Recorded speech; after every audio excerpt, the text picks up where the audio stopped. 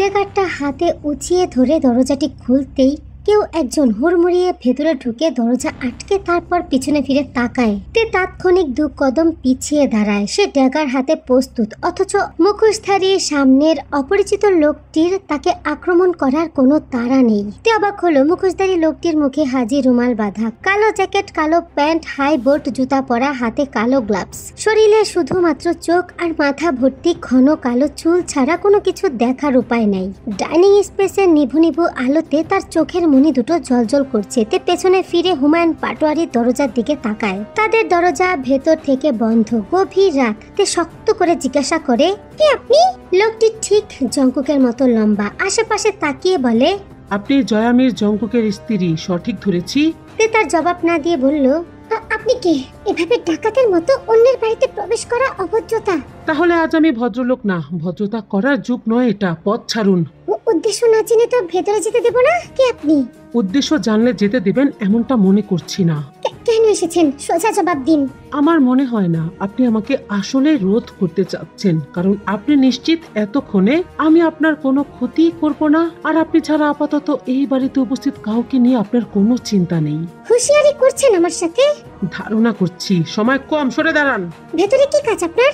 ব্যক্তিগত কিছু হিসাব নিকাশ বাকি। আপনার মামা শ্বশুরের ঘরটা কোনটা দেখিয়ে দিন। হুমায়ুন পাটোয়ারির ব্যাপারটা মাথায় আসতেই তে ভেতরে কিছুটা হিংস্রতা বোধ করলো। চালাকতে বুঝতে পারলো এই লোকটার সাথে হুমায়ুন পাটোয়ারির কোনো একটা ঝামেলা আছে। তের ভুরুর জোড়ায় ভাঁজ পড়লো। তার ষষ্ঠ ইন্দিরা তাকে কিছু ইঙ্গিত দিচ্ছে যেন।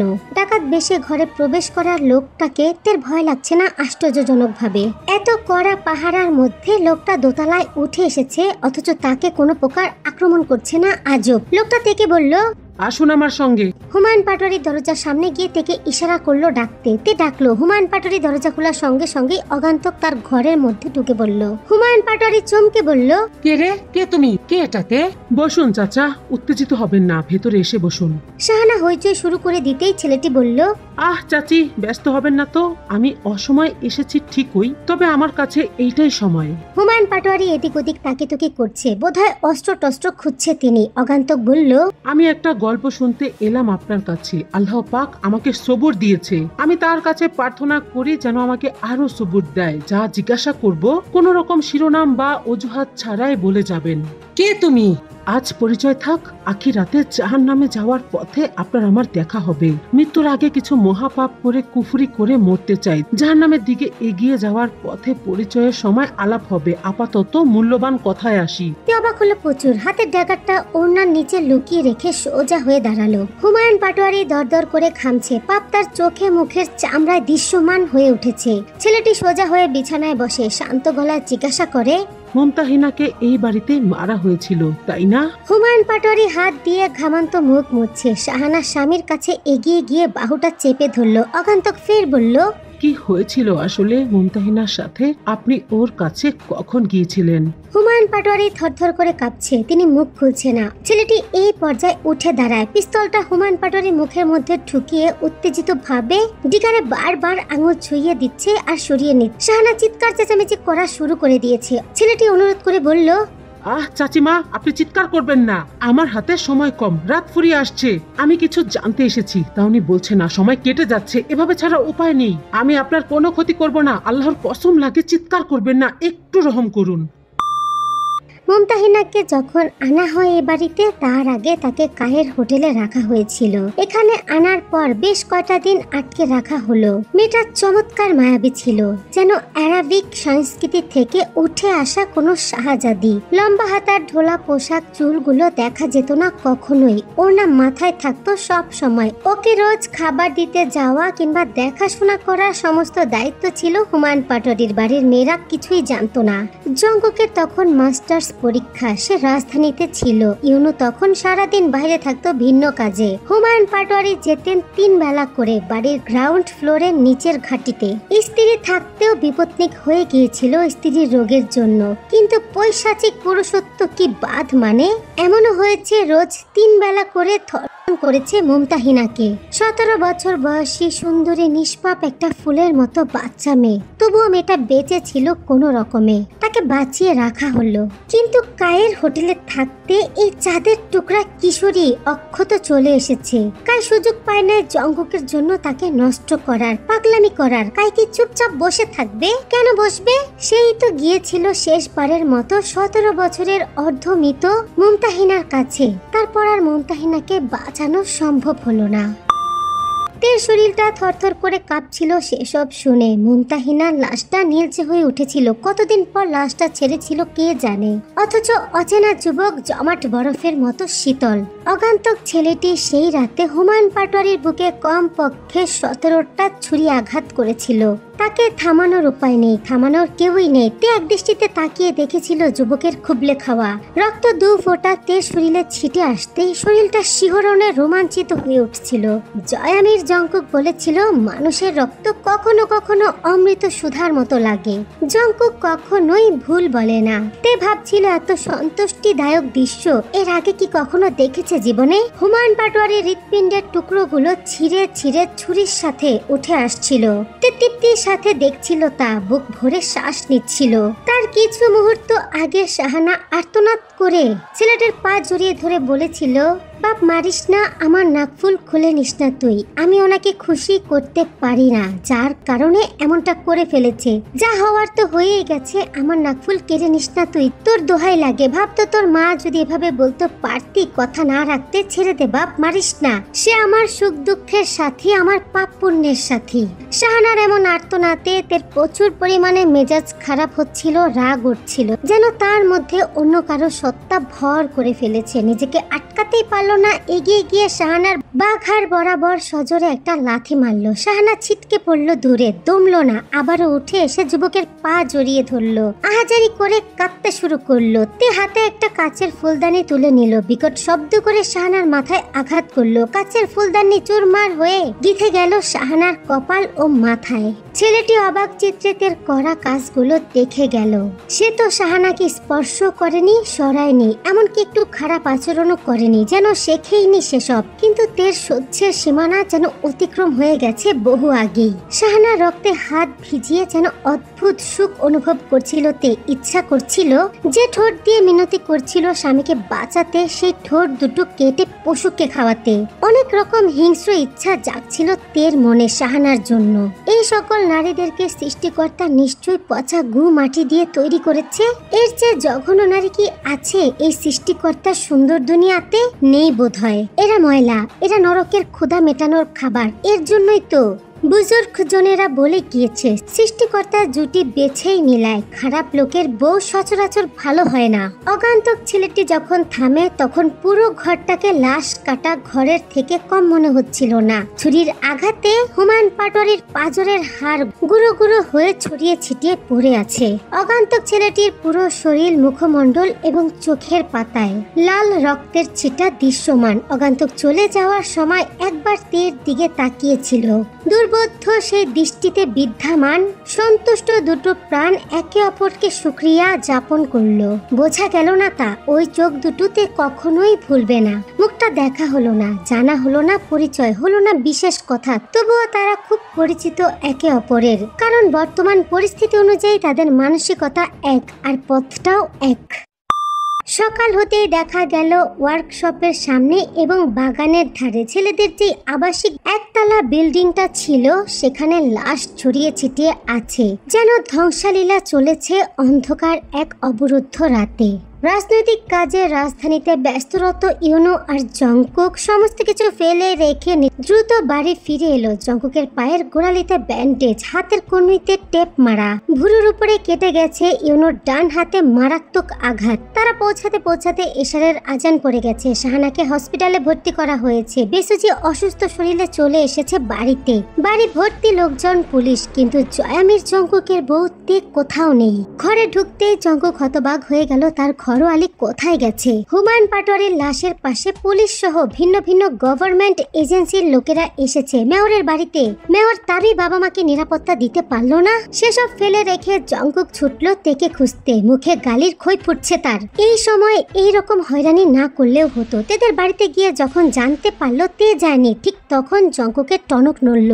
শালির মেয়ে পেরেশানি ছাড়া আর কিচ্ছু দিল না জীবনে। কোথায় যেতে পারে তে? এমন তো কোনো জায়গা নেই যেখানে তের মতো ঘরবন্দি মেয়ে যেতে পারে। হন্য হয়ে চারপাশে খুঁজলো, কোথায় খুঁজবে? এত রাতে মেয়েটাকে মাথা গরম হয়ে উঠলো জঙ্কুকের। গোটা শহর ঘুরলো। এতক্ষণে উত্তেজনা শেষে চট করে তার মাথায় এলো খুনি কি তার তে তার ঘর আলির কোনো ক্ষতি করে দিয়েছে।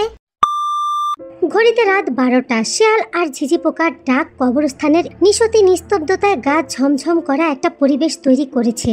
জঙ্কুক কবরস্থানের খাদেমকে খুঁজে পেল না। শরীরটা ব্যথায় টনটন করছে। শরীরটা তার ছোট মনে হচ্ছে আঘাতের পরিমাণের চেয়ে। এমন কি কোনো জায়গা আছে যেখানে ক্ষতর দাগ নেই? জঙ্কুক হুট করে ভাবছে শরীরের ব্যথার কথা তার ঘরোয়ালি জানলে কি বলতো? নিশ্চয়ই বলতো একটা আঘাত তো ঠিকভাবে শুকাতে পারেনি, তার আগে আবার নতুন আঘাত তৈরি করে ফেলেছেন। কর্ম অনুযায়ী ফল পেয়েছেন। আঘাত তো কেউ অকারণে করেনি নিশ্চয়ই আপনাকে।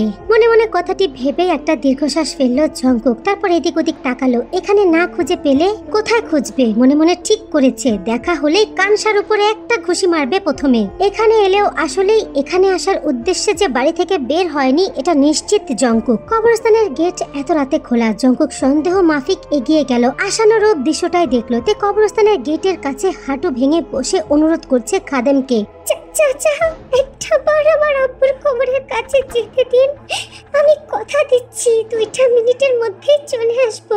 দোয়া এখানে গেটের কাছে এসে করবো, বেশি সময় নেব না চাচা। পেছন দিক দিয়ে থেকে দেখে চিনতে একরত্তিও ভুল হলো না জঙ্কুকের। দম ছাড়লো এবার। অবজের আবদারে খাদেম সাহেব বলল, মারে এত করে কওয়া লাগতো না আমারে, কিন্তু কবরের সীমানায় তোমাদের মায়ের জাতের ঢুকতে নাই যে। তে ঝরঝর করে কেঁদে ফেলে। জঙ্কুক গিয়ে সামনে দাঁড়ায়। তের মানসিক অবস্থা দিনে দিনে বিক্রি অপকৃতস্থ হয়ে উঠছে। সে গিয়ে তেকে টেনে তোলে। জঙ্কুককে দেখতে পেয়ে একটু অবাক হলো না তে। উল্টো চোখ ভরা আশা নিয়ে জঙ্কুকের গলাটা জড়িয়ে ধরে আবদারের সুরে বলল, একটা বার আব্বুর কবরের কাছে যেতে চাই। জঙ্কুক ক্ষণকালের জন্য স্তব্ধ হয়, তবে অবাক হয়ে হতে পারল না। তার ঘরোয়ালির আচরণ ক্ষণে ক্ষণে পরিবর্তন হচ্ছে। ইদানিং কেমন যেন হয়ে যাচ্ছে মেয়েটা। বউকে বুকে আগলে ধরে জয়ামির জঙ্কুক খাদেমকে উদ্দেশ্য করে বলে, চাচা আজকে একটু নিয়মটা ভাঙি, আমি সাথে করে নিয়ে যাচ্ছি ওকে, 2 মিনিটেই ফিরবো।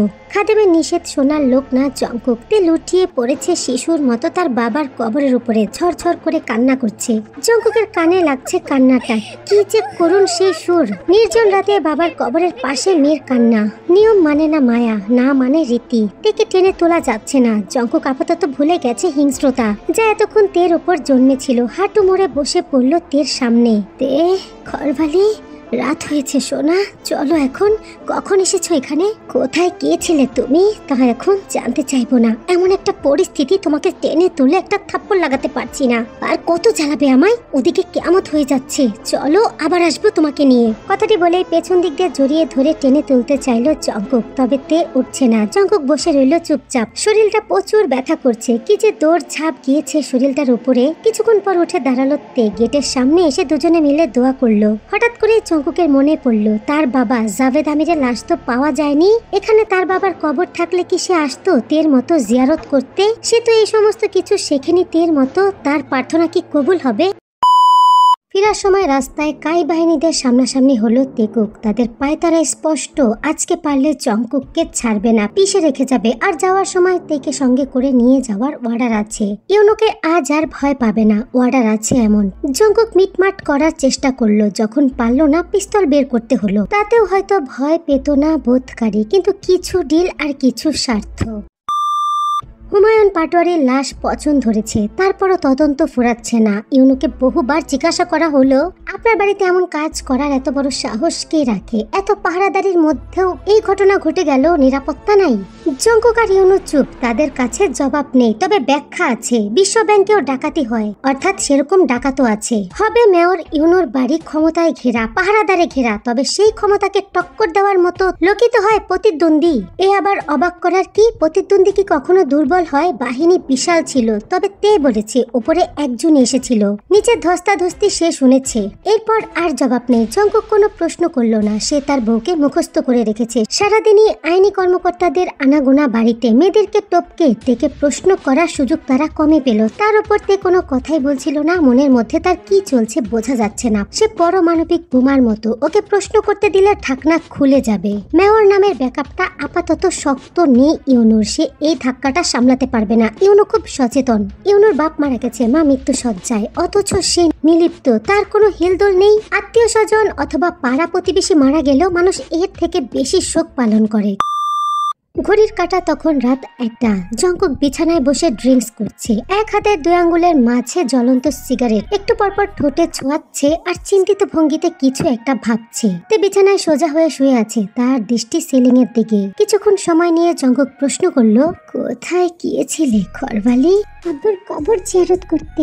আমি জয়ামের জঙ্কুক খরবালি।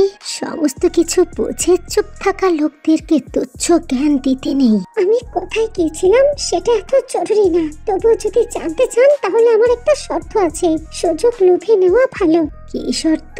আপনাদের ওই গোপন ঘরের চাবি কার কাছে থাকে এটা জানতে চাই। গন্ডির বাইরে মৃত্যু থাকে তে, তা পার করো না। তোমাকে মারতে আমার খুব একটা কষ্ট হবে না। ঠিক আছে, তাহলে বাদ দিন। আমি কিছু জিজ্ঞাসা করেছি। আমিও তো শর্ত দিয়েছি, চাবিটা কোথায় আছে বলতে হবে না, শুধু বলুন কার কাছে আছে। বিশেষ কিচ্ছু নাই ওই ঘরে, তুমি কখনো চাওনি তাই তোমার কৌতূহল।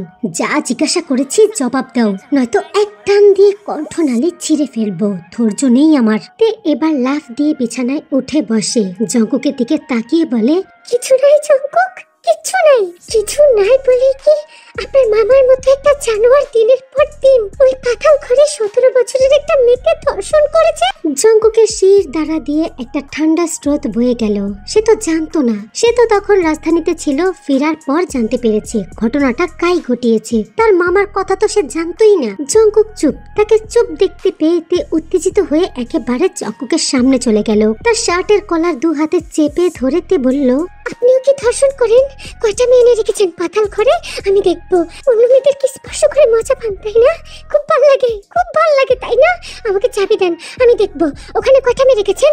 অল্প বয়সী বাচ্চা বাচ্চা মেয়ে তাই না? জঙ্কুক চমকালো, থমকালো, তীর মুখের দিকে তাকিয়ে থাকলো। মুখ দিয়ে কোনো কথাই বলতে পারছে না। তে 2 হাত দিয়ে জঙ্কুকের কলার ধরে ঝাঁকি মেরে বলল, কি চুপ করে আছেন কেন? বলুন, উত্তর দিন, উত্তর দিন জঙ্কুক। আমি জানতে চাই আমি কি করেন ওখানে? ওই ঘরে এত সিকিউরিটি কেন? কি আছে ওখানে? আমি দেখবো, আমাকে চাবি দিন, আমাকে উত্তর। তে অনেক উত্তেজিত হয়ে গেছে, 2 হাত দিয়ে জঙ্কুকের বুকের মধ্যে আঘাত করতে করতে কথাগুলো বলে যাচ্ছিল। জঙ্কুক 2 হাতে তের গাল আঁকড়ে ধরে, শান্ত হও ঘরবালি, ওখানে কিচ্ছু নাই, কেউই নাই। তোমাকে এই সমস্ত কথা কি বলেছে? আপনি গিয়েছিলেন ওই মেয়েটার কাছে? কখনোই না। আমি কিভাবে বিশ্বাস করবো জঙ্কুক যে আপনারা ওই ঘরে মেয়েদেরকে আটকে রাখেন না? যদি নাই হয় তাহলে ওখানে এত কড়া নিরাপত্তা কেন? এবার জঙ্কুক তের গালটা ছেড়ে দিয়ে কঠিন কণ্ঠে বলল, তোমার বিশ্বাস অবিশ্বাসে এখানে কারো কিছু যায় আসে না তে। সত্যি যায় আসে না? না, যায় আসে না। আচ্ছা। কি আচ্ছা? তে চুপ হয়ে আছে, একটা কথাও বলছে না। জঙ্কুক অনেক সময় ধরে এটা ওটা জিজ্ঞাসা করলো, তারপরও তে চুপ। ধৈর্যের বাঁধ ভেঙে গেল জঙ্কুকের। অধৈর্য হয়ে তের চুলের মুঠি শক্ত করে চেপে ধরলো। দুঃসাহস কতখানি তোর কলিজায় তে, একদিন তোর কলিজাটা বের করে ওজন করব। আল্লাহ আপনার ইচ্ছা পূরণ করুক। কোথায় গিয়েছিলি? কেন বলতে হবে? যার সাথে ইচ্ছা তার সাথে দেখা করতে গিয়েছি। জঙ্কুকের মেজাজ আরো খারাপ হয়ে যাচ্ছে। তের কথার ধরন তার ভালো লাগছে না। কার সাথে? আছে একজন পছন্দের মানুষ। জঙ্কুক যদিও জানে তে ইচ্ছা করে এই সমস্ত কথা বলছে, এমন কেউই নাই। তারপরও তার কি হলো কে জানে। তেকে ধাক্কা দিয়ে বিছানায় ফেলে তের উপরে উঠে বসলো। 2 হাত দিয়ে তের গলা চেপে ধরে বলল, কানকির মেয়ে, পছন্দের মানুষ মারানো হচ্ছে তাই না? গলা টিপে একেবারে মেরে দেব দ্বিতীয়বার যদি এই মুখ দিয়ে এই রকম কথা বের হয়। তে মুখে কোনো শব্দই করছে না, না কান্না করছে না গংরাচ্ছে। জঙ্কুক শক্ত করে তার গলা চেপে ধরে আছে। জঙ্কুক আবারও বলে, যতদিন এই জয়ামির জঙ্কুকের নাম তোর নামের সাথে মিলে থাকবে ততদিন তুই শুধুমাত্র জয়ামির জঙ্কুকের থাকবি। মরে গেলে তুই মুক্ত। তের জিভরা বের হয়ে আসছিল। জঙ্কুক থেকে ছেড়ে দিয়ে বিছানায় বসে পড়ে। জঙ্কুক কিছুক্ষণ চুপ চুপচাপ বসে থাকে। কিছুক্ষণ আগে তার মামার ব্যাপারে তে যেটা বলেছে সেটা নিয়ে ভাবে। তারপর তের দিকে না তাকিয়ে প্রশ্ন করে, যে লোকটা এসেছিল ওর সাথে কি কথা হয়েছে তোমার? আমার অনুপস্থিতিতে বাড়িতে কি কি হয়েছে সব বলো, লোকটার ব্যাপারে বলো, খুব দরকার আমার। অনেক বছর ধরে যাকে খুঁজে চলেছি সে আমার বাড়ি এসে ঘুরে গেল। কি জানো ওর ব্যাপারে বলো, সাহায্য করো আমাকে। কিচ্ছু জানি না আমি, কথা হয়নি, তবে আমি সাহায্য করেছিলাম আপনার মামাকে নরকে পাঠাতে। এটা নিয়ে কোনো দ্বিধা তো নেই আপনার। এত জেদ তোর, এত জেদ কেন তোর? তে এত সাহস কোথায় পাস বান্দির বাচ্চা? তুই কি চাস? বাড়িটা তো জাহান্নাম বানিয়ে দিয়েছিস যবে থেকে এসেছিস। এত কিসের তেজ তোর? তে ছাদের দিকে তাকিয়ে রইল। জঙ্কুক বলল, তোর পাছায় যদি তুই নিজে থেকে দড়ি ছিঁড়ে কুত্তা দিয়ে মারা খাস তাহলে আমি কত সময় লাঠি নিয়ে বসে থাকবো? তে আর কথাই বলল না। জঙ্কুক বিরক্ত হয়ে ঘর থেকে চলে গেল। জঙ্কুক চলে যেতেই তে হাউমাউ করে কেঁদে দিল। তার জীবনটা এমন না হলে পারতো না। এই যে এত কিছুর মধ্যেও বারবার তার মনটা ওই বন্ধ ঘরের মধ্যে চলে যাচ্ছে। ওখানে কি আরো মেয়ে আছে? ওদের সাথে কি করে জঙ্কুক আর ইউনু? হুমায়ুন পাটোয়ারি যা করেছে তা কি তারাও করে? নানান ভাবনা ভাবতে ভাবতে কাঁদতে কাঁদতে তে ঘুমিয়ে পড়ল। ঘুমের মধ্যে আঘাত পাওয়া পায়ের তালুতে কিছু স্পর্শ হতেই জঙ্কুকের ঘুমটা ছুটে যায়। আধো আধো চোখ মেলে দেখে তে বিছানার কোনায় বসে আছে তার পায়ের কাছে। ঘড়িতে ভোর 4টা বাজে। তখন তে ঘুমিয়ে পড়ার 30 মিনিট পর জঙ্কুক ফিরে আসে, তবে প্রচুর পরিমাণে ড্রিঙ্কস করার কারণে এসেই শুয়ে পড়ে। তে প্রতিদিন শেষ রাতে উঠে তাহাজ্জুদের নামাজ পড়ে, জঙ্কুক জানে। কিন্তু এই মুহূর্তে তার আঘাত পাওয়া পায়ের সামনে বসে তে কি করছে জঙ্কুক বোঝার চেষ্টা করলো। তার পায়ের ব্যান্ডেজ রক্তে ভরে আছে। তে আস্তে আস্তে সেটা খুলছে। এবেলায় জঙ্কুক চোখ বন্ধ করে ফেললো। যা ইচ্ছা করুক, কথা বলবে না। তার বউটা দিন দিন পাগল হয়ে যাচ্ছে। এক এক সময় এক এক রকম আচরণ করে। অবশ্য হওয়ারই কথা, সাধারণ ঘরের মেয়ে কি আর এত কিছু সহ্য করতে পারে? সবাই তো আর রূপকথা আজগরের মতো জন্ম থেকেই হিংস্রতা দেখে বড় হয়নি। জঙ্কুক অনুভব করছে তে বোধহয় তার পায়ের ব্যান্ডেজটা পরিবর্তন করেছে। একটা ক্ষত শুকাতে না শুকাতে নতুন ক্ষত নিয়ে হাজির হয় গুন্ডাটা। জঙ্কুকের কান খাড়া ছিল। তের আহত কণ্ঠে তার জন্য ব্যাকুল বাণী শুনে তার বুকের মধ্যে ছেদ করে উঠল। জঙ্কুক শুনতে চায় না তের মুখ থেকে তার জন্য এমন বাণী। জঙ্কুক চায় না কেউ তার জন্য ডেসপারেট হোক, তার কথা ভাবুক। তার ঘরবালির এই বউ বউ ক্যারেক্টার তার একেবারেই পছন্দ না। আগের তেই পারফেক্ট ছিল তার জন্য। জঙ্কুকের ভাবনার মাঝেই তাকে আরো আশ্চর্য করে দিল তে। তার পাশে বসে মাথার মধ্যে 3টা ফু দিল তে। মনে হয় নামাজ পড়ে এসে সূরা পড়ে ফু দিয়েছে। আশ্চর্যের চরম শিখরে পৌঁছে গেল জঙ্কুক। শরীরটা একেবারে ঘেমে গেছে তার। এই মেয়েটা কি চাচ্ছে? সত্যি সত্যি তার হাতে খুন হতে চাচ্ছে? জঙ্কুকের শরীরটা কেঁপে উঠল। তে এখনো তার মাথার কাছে বসে আছে। এবেলায় তে হাত বাড়িয়ে জঙ্কুকের আঘাত পাওয়া ভুরুর মাঝখানে আঙুল ছোঁয়ায়। সঙ্গে সঙ্গে জঙ্কুক চোখ খুলে তাকায়। তবে তে একটু ভরকালো না, ওভাবেই বসেছিল আর জঙ্কুকের দিকেই তাকিয়েছিল। ডিম লাইটের আলোতে জঙ্কুক স্পষ্ট দেখতে পারছে তে মুখখানা, চোখখানা। জঙ্কুক তে চোখে বেশি সময় তাকিয়ে থাকতে পারছে না।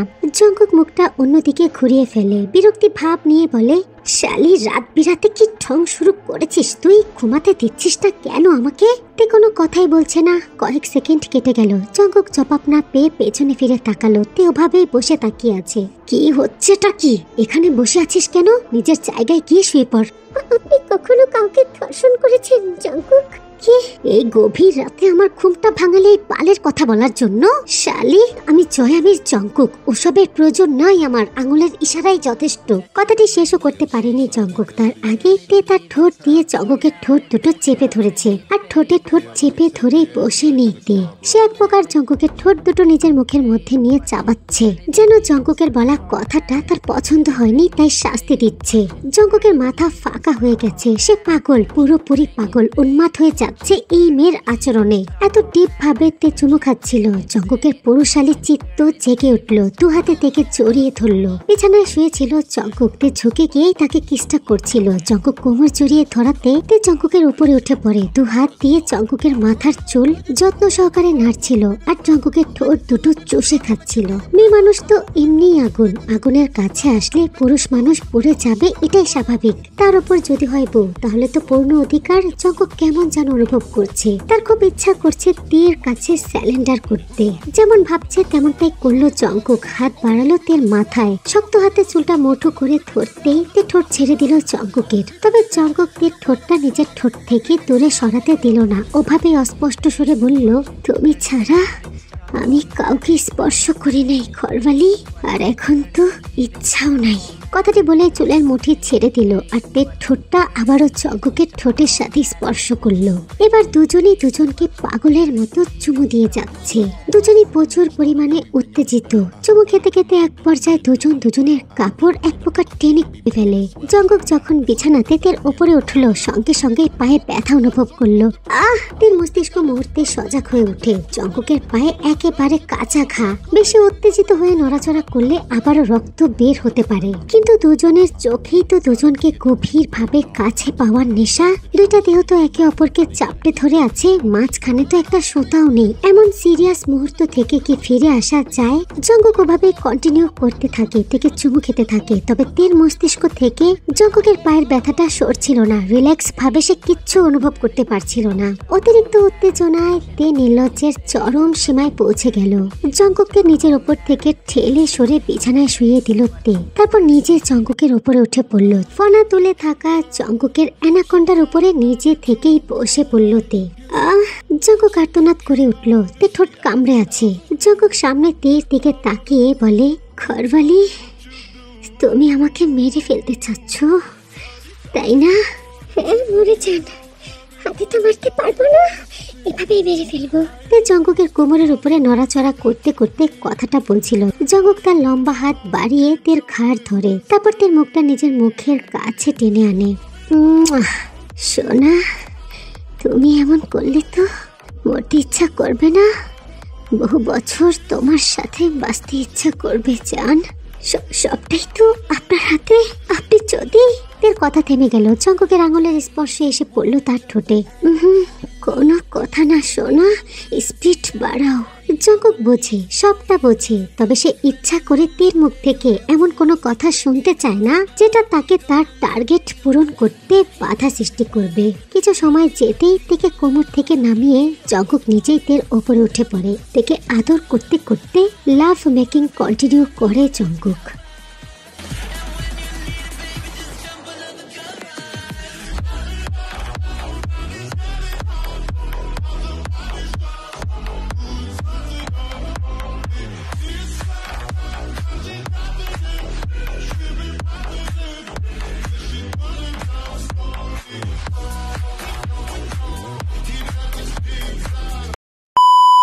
দুই দিন পরে শাহানা মারা গেল। সীমান্তর লাশ পাওয়া গেছে। প্রথম সন্দেহ ছিল মেয়র ইউনো। এবার আবার দুই দল করে ইন্টারগেশন আসে।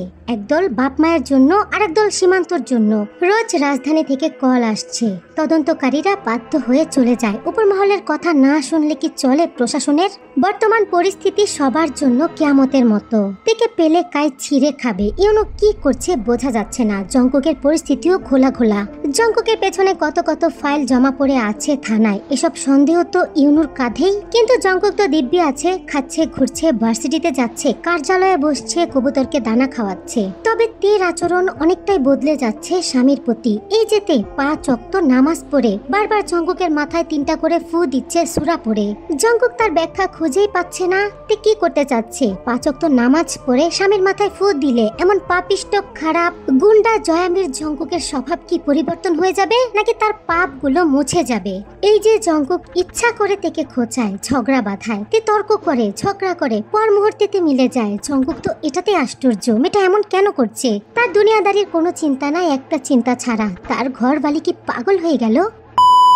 কিছুদিন ধরে তার মাথার মধ্যে একটা জিনিসে ঘুরপাক খাচ্ছে, তা হচ্ছে জয়ামের জঙ্কুক এমন খারাপ ভাবে গড়ে ওঠার পেছনে মূল ব্যক্তিটি কে। এই ব্যাপারটা নিয়ে তে যতবারই সূত্র মেলাতে বসেছে, ঘুরে ফিরে সমস্ত কিছু ইউনুর মাথায় গিয়ে ঠেকেছে। এখন তে পুরোপুরি বিশ্বাসী এই ইউনুর জন্যই জয়ামের জঙ্কুক এতটা খারাপ হয়েছে। তার প্রশ্রয়ে সে ইচ্ছা করে বানিয়েছে তাকে। নিজে রাজনীতি করে মেয়র হয়েছে, আর তাকে ব্যাকআপ করার জন্য জঙ্কুককে সন্ত্রাসী হিসেবে গড়ে তুলেছে। সম্মান অর্জন করেছে, ভালো মানুষই দেখিয়ে জনগণের কাছ থেকে ভালোবাসা অর্জন করেছে। আর জঙ্কুককে নর্দমার নোংরা পচা পানি দিয়ে চুবিয়ে ফেলেছে। তে তো আগে থেকে ইউনোকে পছন্দ করতো না, তবে এখন তার নতুন এই ধারণার উপর ভিত্তি করে সহ্যই করতে পারছে না। বর্তমানে পাটোয়ারি বাড়ির স্বাভাবিক নয়, বাড়ির প্রত্যেকটা ইট অস্বাভাবিক। কালকে এই বাড়ির বাপ মায়ের একসাথে শ্রাদ্ধের অনুষ্ঠান, গোটা এলাকাকে খাওয়ানো হবে। রাতে ইউনো তেকে ডেকেছে, তে প্রচুর পরিমাণে বিরক্ত হয়েছে ইউনো তাকে ডাকছে দেখে। তবে যেতে তো হবেই, তে নিজেকে স্বাভাবিক রাখার চেষ্টা করে ইউনোর কাছে গেল। লিভিং রুমে বসে আছে ইউনো, তেকে দেখে প্রশ্ন করলো, আম্মাকে তুমি আঘাত করেছিলে? হ্যাঁ। আর আব্বাকে? ওই লোকটা। চিনতে পারোনি তাকে? না। লম্বা ছিল? হ্যাঁ। আর আর কিছু দেখতে পাইনি, মুখ বাঁধা ছিল। তবুও সাহায্য করলে? আমি সাহায্য করেছি তা আপনি কি করে বলতে পারেন? তুমিও বোকা না তে, আর আমি তো হামজা পাটোয়ারি। তে বিরক্ত হলো, বিরক্ত হয়ে বলল, তবে তো সব ধারণাই আছে আপনার, আর জিজ্ঞাসা করছেন কেন? তবে তোমার ধারণা নাই নিজের অবস্থান সম্বন্ধে। না না, আছে আছে বলেই তো কিছু মনে হয় না। দেখুন, মানুষের দুর্বলতা দুইটা, শরীরের ব্যথা আর সর্বশেষ প্রাণটা। কিন্তু মেয়ে মানুষের দুর্বলতা তিনটা, ইজ্জত, শরীরের ব্যথা আর মৃত্যু। বাহ্যিক ভাবে আমার সম্মান নেই, তা রাখেননি আপনি ঠিক, কিন্তু আসলে তো আছে। কথাটি বলে এই পর্যায়ে থামেতে জঙ্কুকের দিকে একটু তাকায়, তারপর আবার ইউনোর দিকে তাকিয়ে বলে, আর সেইটা রক্ষা করতে আমার কোনো মতো শ্বাস চললেই যথেষ্ট।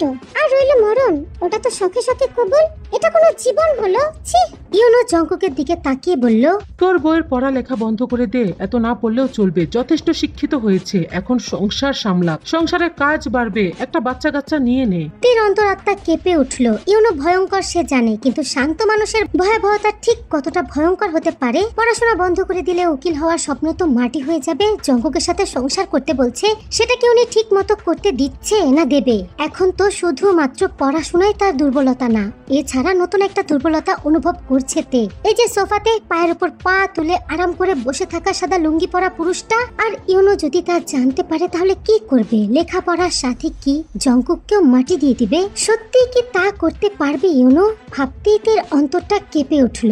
জঙ্কুকই তো তার হাতিয়ার, এই জঙ্কুককে থামানো গেলেই তো ইউনো এমনিতেই ধ্বংস হয়ে যাবে। তাৎক্ষণিক দাঁড়িয়ে থেকে তে অনেক কিছু ভেবে ফেললো। ঠোঁটের কোনায় হাসি ঝুলিয়ে বলল, মেয়র সাহেব, পড়াশোনা বন্ধ করে দিয়েই কি আপনি আমাকে আটকাতে পারবেন বলে মনে করেন? শুধু তোমাকে বাঁচিয়ে রেখে শেষ অবধি আমি অনেক কিছু করবো তে, চোখ দুটোর যত্ন নাও, সেসব দেখতে হবে তোমায়। বিশাল ডুপ্লেক্স কাচের তৈরি একটা বাড়ি। বাড়িতে প্রবেশ করলো কাই। তার কানের মধ্যে একটা চিৎকার মধুর মতো লাগলো, সেটা হলো রূপ। রূপ বলে চেঁচিয়ে উঠল, রূপ, নিচে আয়। রূপ কথা দ্রুত সিঁড়ি বেয়ে নিচে নেমে আসলো। কাছে এসে জিজ্ঞাসা করলো, কিছু লাগবে তোমার? পাশে বস। রূপকথা জানে কার কি লাগবে, কিছু প্রশ্নের উত্তর। কাই রূপকথার ঘাড়ে মুখ ডুবিয়ে আতশোয়া হয়ে বলল, পাটোয়ারি বাড়ি গিয়েছিলি কেন রে? একা একা ভালো লাগছিল না বাড়িতে, তাই তো? রূপকথা সঙ্গে সঙ্গে চোখ দুটো বুজে নিল, বলল, আমাকে মেরে ফেলো না কেন? তোমার নিষ্ঠুরতায় আজকাল ব্যথা পাই না আমি। ধুর, মারবো কেন? ছোটবেলা থেকে ভালোবেসেছি তোকে, এতদিনের ভালোবাসায় কেউ কাউকে মারে? ঠিক বলছো, রোজ মারতে হলে একেবারে মারা উচিত নয়। কিন্তু রূপ, তুই আমাকে মারতে চাস এটা জেনে কষ্ট পেলাম। আমি তো খারাপ না। না, আমি তো মারতে চাই না তোমাকে, কিন্তু তুমি যাদের উপর অন্যায় করেছো তারা যদি তোমাকে মারে, আমি তাদেরকে বাধা দেওয়ার পাপটুকু করতে চাই না। কাই অবাকের ভান ধরে বলে, এই সাহস তুই কোথায় পেয়েছিস রূপ? আগে তো ছিল না, তুই বদলে গিয়েছিস অনেক। কায়ের মাথার চুলে নাক ডুবায় রূপকথা, তারপর হাত বুলিয়ে দিয়ে নরম কণ্ঠে বলে, ব্যথার উপর ব্যথা দিলে আর ব্যথা লাগে না। আমার মনে হয় তাই হয়েছে। আমার বোধহয় ধৈর্য ফুরিয়ে গেছে, আমি বোধহয় পাগল হয়ে যাচ্ছি। রূপকথা হাত বুলিয়ে দেয় কায়ের মুখে। কি সুন্দর দেখতে লোকটা, চোখ নাক চুলের বাহার, সুদর্শন স্বামী রূপকথার। একসাথে দাঁড়ালে দুজনকে খুব মানায়। লোকটা হাসি কি সুন্দর দেখতে, নাক কুচকে চোখ ছোট হয়ে যায়। রূপকথার চুলে হাত বুলিয়ে দিচ্ছে ঠিক, অথচ তার মনটা বিষাক্ত হয়ে আছে। জঙ্কুকের বউয়ের চোখের দিকে তাকিয়েছিলি কতক্ষণ? চোখ দিয়ে কি কিছু ইনপুট করেছে তোর ভেতরে? রূপকথা হাসলো, ওকে তুমি ভয় পাও? না, ও আমাকে ভয় পায় না, এর জন্য দুঃখ পাই আমি। ঠিক বলেছ, ভয়ঙ্কর মানুষদেরকে যারা ভয় পায় না তাদের থেকে ভয়ঙ্কর কেউই নেই। সোজা হয়ে বসে রূপকথার পেট জড়িয়ে ধরে রূপকথাকে কোলে বসালো কাই। কি সুন্দর শরীর রূপকথার, অথচ শরীরে হাজারো শুকনো ক্ষত। তুই কি ওর মতো হতে চাচ্ছিস? চাইলে কি সম্ভব? আমি তো তোমার শিকার। 6 বছরের বিবাহিত জীবনে মনুষ্যত্বহীন কুকুরে পরিণত হয়েছি। আমি নোংরা, আমি কেন ওর মতো হতে যাব? তুই প্রতিবাদ করছিস রূপ, আগে করতি না। না, করছি না, সেই সাথে আমার নেই। তবে আজকাল আশা রাখি খুব তাড়াতাড়ি মুক্ত হয়ে যাব। না, হবি না। আমি এত দুর্বল না তো, গোড়া থেকে উপড়ে ফেলবো সব কয়টাকে। তুই চিন্তাই করিস না সোনা, তুই তো মুক্তি পাবি না। অনেকদিন পর আবারও একটা নরকীয় রাতের সামনাসামনি সামনাসামনি হলো রূপকথা। আজকে কাই মেয়ে পায়নি। মানসিক বিশেষজ্ঞ একটা কথা বলেছিল, অধিকাংশ সাইকো খুব লজিক্যাল এবং কুল হয়। বদমেজাজিও এক প্রকার সাইকোপ্যাথি, তবে সেটা হালকা, ভয়ঙ্কর না, কিন্তু যত শান্ত তত মারাত্মক।